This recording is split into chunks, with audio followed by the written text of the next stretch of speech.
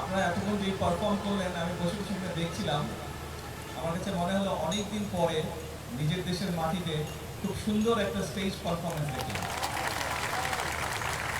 এবং আমি বসে বসে চিন্তা করছিলাম এরপরে কোনো রাষ্ট্রীয় অনুষ্ঠানে আমি স্বরাষ্ট্রমন্ত্রী সাহেবকে অনুরোধ করব, এখানে কালচারাল মিনিস্ট্রি নেই, আমি সেটা বলে দিব যাতে আনসার বিডিপি আপনারা যারা সাংস্কৃতিক দল আপনাদেরকে যাতে সেখানে সুযোগ দেওয়া হয়।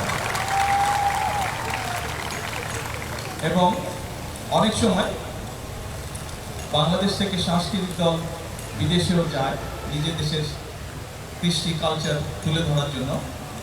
সম্ভব হলে আমরা আপনাদের ভেতর থেকেও সেখানে পাঠানোর চেষ্টা করব।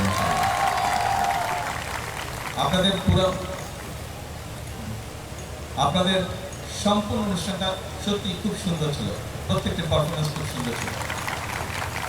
তবে আপনারা যেহেতু আনসার এবং বিডিপির সদস্য, অর্থাৎ একটি শৃঙ্খল বাহিনীর সদস্য, একটি ডিসিপ্লিন ফোর্সের আপনারা সদস্য, সব কাজই আপনারা করবেন যেগুলো আপনারা করছেন।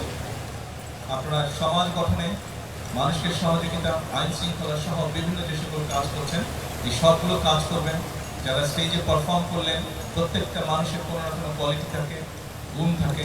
আপনারা আপনাদের যার যে গুণ আছে সেটি আপনারা তুলে ধরেছেন।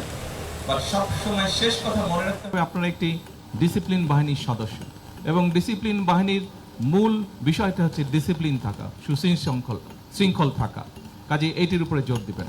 পরিশেষে বলবো, শেষের যেই অনুষ্ঠানটি, শেষের যেই গানটি সবচেয়ে সুন্দর লেগেছে আমার কাছে, সবচেয়ে ভালো লেগেছে। সকলে ভালো থাকবেন ইনশাল্লাহ।